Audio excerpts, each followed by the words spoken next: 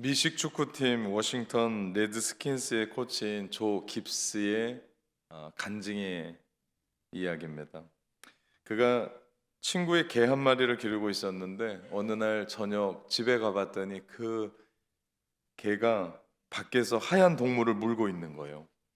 순간적으로 그는 옆집에 기르는 애완용 토끼라는 생각에 너무 당황한 나머지 그 토끼를 뺏어서 얼른 집으로 들어와서 욕실에서 비누칠을 하고 씻고 그리고 향수를 뿌려서 옆집으로 갔더니 아닌 게 아니라 옆집에 토끼장이 비어 있었습니다. 그럼 몰래 토끼를 토끼장에 집어넣고 집으로 돌아왔어요. 이튿날 깁스가 토끼가 궁금한 거예요. 그래서 옆집을 서성이고 있는데 마침 그 옆집 주인이 나오는 소리가 들렸습니다. 가슴이 덜컥했지만 모른 척하고 물었어요. 요즘 별일 없으시죠? 라고 묻자 주인이 글쎄 말이에요. 사흘 전에 우리 집 토끼가 죽어서 동물 공원묘지에 묻으려고 임시 뒤뜰에 묻어놓았는데 어떤 놈이 그 토끼를 파내서 비누칠하고 목욕까지 시켜서 향수까지 뿌려서 우리 토끼집에 도로 놓았지 뭡니까? 세상에 별일이 다 있습니다. 깁스는 그 이야기를 들려주면서 이런 말을 합니다. 많은 사람들이 구원을 마치 죽은 토끼 목욕시키고 비누칠하고 향수 뿌려서 내놓는 것으로 이해합니다. 그러나 그것은 구원이 아니다라고 얘기합니다. 왜냐하면 그렇게 아무리 목욕시키고 비누로 깨끗이 씻고 향수를 뿌려놔도 죽은 건 죽은 것이기 때문입니다. 죽은 건 다시 살아나지 않습니다. 우리는 이 이야기를 통해 아주 중요한 구원의 진리를 깨닫게 돼요. 구원이 무엇인가? 구원은 다시 살아나는 겁니다. 우리가 예수님을 믿으면 죄와 허물로 죽었던 우리의 영혼이 다시 삽니다. 이것이 복음이에요. 여러분, 복음이 무엇입니까? 복음은 굿뉴스예요. 좋은 소식. 우리는 세상을 살아가면서 참 많은 좋은 소식들을 듣곤 합니다. 열심히 공부했었던 자녀가 대학에 합격했다는 소식, 굿뉴스일 겁니다. 취업을 오랫동안 준비했었던 취준생이 좋은 회사에 취업했다는 소식, 좋은 소식입니다. 오랫동안 병원 신세 져야 했던 한 분이 의사로부터 당신 완치 판정입니다 라는 이 소식도 좋은 소식일 겁니다. 자녀가 커가면서 결혼 정년기가 됐거든요. 그래서 결혼하겠습니다. 좋은 소식이고요. 또 결혼했던 자녀의 집에 새 생명이 태어나는 것 좋은 소식일 겁니다. 그러나 이 모든 소식이 다 좋은 소식이에요. 그러나 우리에게 있어서 일생일대의 가장 좋은 소식인가 물으면 그렇지 않습니다. 우리 일생의 가장 좋은 소식, 가장 최고의 소식, 가장 기쁜 소식은 여기에 있습니다. 그것은 하나님이 여러분을 사랑한다는 소식입니다. 그 사랑은 내가 태어나기도 전에, 내가 어머니 뱃속에서 만들어지기도 전에 태초부터 이미 시작된 사랑입니다. 이 사랑은 우리가 세상을 살아가면서 흔히 듣는 조건의 사랑도 아니에요. 네가 공부를 이만큼 하면 내가 이거 해주겠다. 내가 그 능력을 가지고 사용하면 이만큼 해주겠다. 하는 일 성공하면 내가 너 사랑하겠다. 이러한 조건이 붙지도 않아요. 하나님의 사랑은 우리가 뭔가를 더 한다고 해서 더 받고 우리가 덜 한다고 해서 덜 받는 것이 아닙니다. 하나님의 사랑은 값없이 아낌없이 무조건적으로 주시는 사랑입니다. 그리고 이 사랑의 특징은 영원해요. 우리도요, 사랑하면서 한두 번 하다가 안 받아주면 포기합니다. 조금 더 하는 사람도 있어요. 그러다가 안 되면 그만둬요. 그러나 우리 하나님의 사랑은 끝까지 우리를 사랑하십니다. 언제까지입니까? 죽기까지. 죽기까지. 그 사랑이 십자가에서 증명되었습니다. 죄 많은 나 대신해서 예수님이 죽으셨습니다. 이 복음을 믿는 자들은 다시 살아납니다. 이 복음을 믿는 자들은 죽은 토끼 비누칠해서 목욕시키고 향수 뿌려놓은 게 아니기 때문에 구원은 다시 사는 겁니다. 다시 살아났기 때문에 우리가 새로운 비전을 품는 거예요. 다시 살아났기 때문에 우리 마음 가운데 기쁨이 있는 거예요. 다시 살아났기 때문에 내가 오늘을 새롭게 살아보겠다라고 결심을 하는 겁니다. 다시 살아났기 때문에 내가 죽음에 얽매이지 않고 죄에 얽매이지 않고 자유롭게 살아갈 수 있는 겁니다. 그래서 복음을 세 단어로 줄이면 예수님이 나 대신에, 이게 복음이에요. 예수님이 나 대신에. 예수님은 단지 우리를 위해 죽지 않으셨어요. 예수님은 우리 대신 죽으셨습니다. 그분이 저주를 감당하심으로 말미암아 우리가 의인이 됐어요. 그분이 쓰러짐으로 말미암아 우리가 일어섬이 됐습니다. 그분이 수치를 당하시는 덕분에 우리는 영광을 얻게 되었어요. 그분이 하나님께 외면당했기 때문에 우리는 하나님 앞에 인정을 받게 되었습니다. 그분이 우리가 죽어야 될 그 죽음을 죽으셨고 우리가 살아야 될 그 삶을 살아내셨기 때문에 우리가 하나님 앞에 영생을 누리는 것입니다.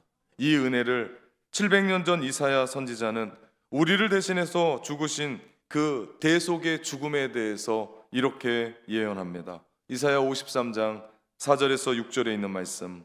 그는 실로 우리의 질고를 지고 우리의 슬픔을 당하였거늘 우리는 생각하기를 그는 징벌을 받아 하나님께 맞으며 고난을 당한다 하였노라. 그가 찔림은 우리의 허물 때문이요 그가 상함은 우리의 죄악 때문이라. 그가 징계를 받음으로 우리는 평화를 누리고 그가 채찍에 맞음으로 우리는 나음을 받았도다. 우리는 다 양 같아서 그릇 행하여 각기 제 길로 갔거늘 여호와께서는 우리 모두의 죄악을 그에게 담당시키셨도다. 예수님이 나 대신 죽으신 대속의 은혜는 세상의 다른 종교에는 없는 개념입니다. 여러분이 알고 있는 종교를 생각해 보십시오. 어떤 종교가 인간을 위해 신이 죽는단 말입니까? 세상의 수많은 종교는요, 인간이 신을 위해서 죽습니다.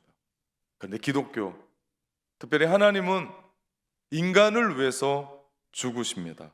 가만 보면 모든 종교의 핵심은 하나예요. 한마디로 요약할 수 있습니다. 하라. 너 이런저런 일을 하라. 여기에 가라. 이 말을 해라. 문질러 봐라. 이걸 만져 봐라. 기도해 봐라. 이렇게 노래해 봐라. 그런 일을 충분히 잘하면 신의 인정을 받는다라는 얘기예요. 그러나 복음은 그렇게 얘기하지 않습니다. 복음은 우리에게 다 이루었다라고 말씀합니다. 예수님께서 구원에 필요한 모든 것들을 다 이루셨어요. 십자가에서 죄와 허물로 죽을 수밖에 없었던 우리를 대신해서 죽으심으로 말미암아 주님이 십자가에서 마지막 말씀하신 것이 다 이루었다 말씀합니다. 주님은 우리에게 내가 이만큼 시작했으니 그 후는 내가 해야 된다 말씀하지 않아요? 주님은 전반부를 내가 시작했으니 너는 후반부를 이루어가며 너의 구원을 이루라고 말씀도 하지 않습니다. 주님은 십자가에서 우리의 구원을 다 이루셨습니다. 다 이루신 그 사건을 우리는 믿음으로 받아들입니다. 그렇다면 믿음은 무엇입니까? 우리가 믿는다는 건 무엇일까요? 믿는다는 건 다른 것이 아닙니다. 그분의 말씀을 믿는 겁니다. 그분이 다 이루셨다라고 하는 그 말씀을 받아들이는 겁니다.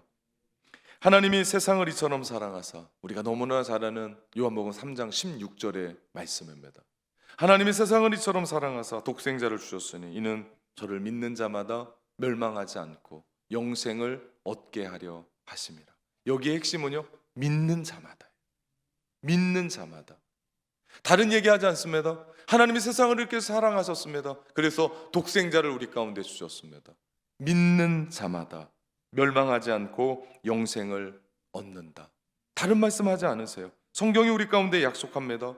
우리의 그 죄를 해결하는 방법, 이 땅에 하나뿐이 없는 예수 그리스도를 보내셔서 십자가에서 죽게 하셨어요. 그래서 기독교에서 가장 중요하다고 이야기하는 것이 믿음입니다. 바로 그 약속을 믿고 받아들이는 거예요. 믿음을 쉽게 말하면 깨닫는 거예요. 인정하는 거예요. 동의하는 거예요. 내 마음을 열고 내가 어떻게 할 수 없는 나의 죄를 그분이 나 대신 죽으셨음을 내가 받아들이는 겁니다. 예를 하나 들어보겠습니다. 제가 죽을 병에 걸렸다 합시다. 네, 너무 심각하신데 가정이에요, 가정. 제가 죽을 병에 걸렸어요. 가정입니다, 가정. 근데 지금 나오는 약으로는 제가 고칠 수가 없어요. 그런데 마침 제가 의사의 판정을 받고 난 그때 마침 한 제약회사에서 약이 개발되었는데 제가 살 길이 있는 거예요. 그리고 그 제약회사에서 저에게 그 시판된 약을 주겠다고 얘기하는 거예요. 여러분, 굿뉴스 아닙니까? 최고의 뉴스 아니에요? 이제 막 개발된 그 약을 돈 주고 사라면 그거 어떻게 삽니까? 어떻게 사 먹습니까? 그런데 나에게 주겠다는 거예요. 죽을 수밖에 없는 병에 걸린 사람을 살리려고 새롭게 개발된 그 약이 있음을 듣고 내가 그 약을 먹고 치유하는 것처럼 죄로 말미암아 죽을 수밖에 없는 사람에게 복음의 뉴스, 굿뉴스는 예수님이 너를 위해 죽으셨어. 이제 너의 죄 때문에 방황하고 고민하고 자괴감을 갖지 않아도 돼. 내 죄를 위해서 십자가에 죽으셨고 그것을 받아들이는 사람마다 구원을 받을 수 있어. 여러분, 이게 복음의 소식 아닙니까? 제가 예전에는 죽음의 공포에 시달린 적이 있었습니다. 왜 이렇게 두려웠는지 몰라요. 왜 그렇게 그것이 저로 하여금 짓눌렀는지 모릅니다. 그러나 제가 복음을 받아들이고 그 복음을 내 마음 가운데 모셨을 때 주님이 나를 위해 죽으셨다라고 하는 그 소식을 듣고 내 마음 가운데 주님을 받아들였을 때 그 무서움이 떠나갔어요. 그 두려움이 떠나갔습니다. 저희 환경이 바뀐 건 없어요. 저희 주변이 바뀐 건 아무것도 없습니다. 그런데 내 안에 예수 그리스도가 오시고 그 예수 그리스도로 말미암아 두려움이 떠나가기 시작했을 때 저를 묶고 있었던 그 묶임에서 해방되었고 자유케 되었습니다. 여러분, 그 소식이 기쁜 소식 아니에요? 내가 다시 살아났기 때문에 새 길을 가는 거예요. 죽은 토끼 아무리 씻고 목욕시키고 아무리 향수 발려놔도 죽을 수밖에 없는 것. 죽은 것은 끝난 거지만 예수님의 그 능력이 우리의 영혼을 다시 살리시기에, 죄로 말미암아 죽을 수밖에 없는 우리를 다시 살리시기에 우리는 새 희망, 새로운 비전, 새로운 계획, 새로운 삶을 살아갈 수 있는 줄 믿습니다. 이것이 기쁜 소식이에요. 내가 너를 사랑한다. 내가 너를 위해 대신 죽었다. 하나님의 사랑은 어머니와 같은 사랑이에요. 우리 자식 키워가면서 구원에 있어서 만큼 하나님의 사랑은 어머니예요. 군대를 한꺼번에 18만 병사들을 다 죽인 아버지의 사랑도 있는데 구원에 있어서만큼은 어머니의 사랑입니다. 어머니의 사랑은 본능적인 사랑이에요. 사랑하지 않을 수 없는 사랑, 아니 사랑하지 않으면 안 되는 사랑. 기차가 달려오는데 어린아이를 미치고 그 어린아이 살리고 그 기차에 몸을 던지는 건 어머니밖에 없습니다. 이게 어머니의 사랑이에요. 죄로 말미암아 죽어가는 그 인간의 그 죄의 폭풍우와 같은 기차가 몰려오는데 우리를 살리시고 그 기차에 몸을 던지신 예수 그리스도, 어머니의 사랑이에요. 하나님의 사랑이 그렇습니다. 그 사랑으로 십자가에서 죽기까지 우리를 죄에서 구원하셨죠. 그래서 우리가 해방받은 거예요. 그래서 우리가 죄책감에서 떠나는 거예요. 이것이 굿뉴스 아닙니까? 내가 너를 사랑한다. 내가 너를 대신해서 죽었다. 복음이 중요한 이유가 있습니다. 그것은 원래 하나님이 창조하신 세상은 아름다운 세상이었어요. 평화가 가득했고 사랑이 가득했던 세상이었습니다. 사랑이 넘쳤어요. 그 안에 풍성한 하나님의 사랑이 담고 있었습니다. 그것이 우리가 인사하는 샬롬의 은혜예요. 창세기 1장에 보면 하나님이 천지를 창조하세요. 좋았어요. 너무 좋았어요. 근데 가장 좋은 게 마지막에 창조됩니다. 그것이 인간이었어요. 인간을 창조하시고 너무 좋은 거예요. 너무 심히 좋은 거예요. 행복한 거예요. 그렇게 만든 하나님의 형상으로 만들어진 존재인 인간이 사단인 뱀의 유혹에 빠져서 죄를 짓고 맙니다. 먹지 말라고 하는 선악과를 먹고 말았어요. 이것은 사과 한 덩어리 먹고 말고 아니고가 아니에요. 들어보십시오. 뱀은 하와와 아담에게 이렇게 유혹합니다. 그 열매를 먹으면 너 하나님처럼 돼. 그 이야기에 그들이 동산 중앙에 있는 선악과의 나무 그냥 늘 지나가고 한결같이 살았거든요. 근데 뱀이 아담과 하와를 유혹하면서 너 그 열매 먹으면 하나님같이 돼라고 하는 것에 눈이 열렸어요. 그래서 다시 보니까 보암직하고 먹음직하고 탐스러울 만큼 다가오는 거예요. 그러면서 그 금단의 열매에 손을 댑니다. 피조물밖에 안 되는 인간이 창조주가 되겠다라고 욕심 부리면서 하나님의 말씀을 불순종한 겁니다. 이것이 죄의 뿌리예요. 우리는 회개합시다 라고 얘기하면 열매들만 회개해요. 내가 누구를 미워했습니다, 사기쳤습니다, 거짓말했습니다, 뭐 기타 등등. 근데 정말 중요한 건 뿌리는 썩어 있거든요. 정말 우리가 회개한다면, 회개해야 된다면 이 근본의 뿌리입니다. 뭡니까?